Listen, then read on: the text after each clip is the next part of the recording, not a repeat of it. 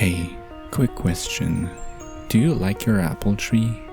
Because if you don't thin your apples, your branches may snap under the weight, and if that happens...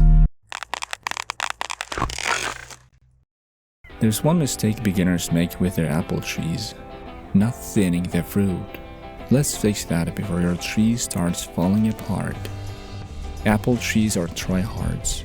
They'll grow more fruit than they can actually support. Like someone who signs up for 12 clubs the first week of college. That's why thinning apple trees is crucial.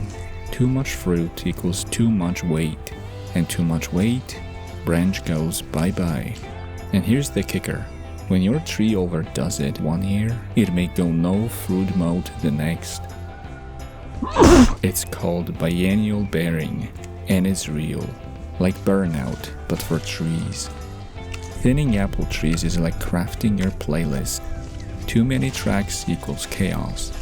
Choose the bangers, ditch the filler. You want to start thinning early in the season when the apples are still small. The trick is to leave one apple every 6 inches or so. Now, which ones do you keep? The biggest, the healthiest, the ones in the best spots, not squished in a weird cluster.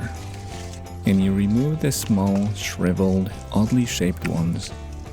Yeah, it feels a little heartless at first, but trust me, your tree will thank you with stronger limbs and juicier fruit.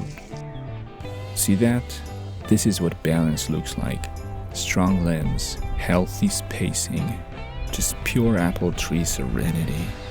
So remember, thinning apple trees isn't cruelty, it's care. Don't let your apple tree overdo it. Give it the space to grow something great, one apple at a time. Like and subscribe for more orchard wisdom and chaos.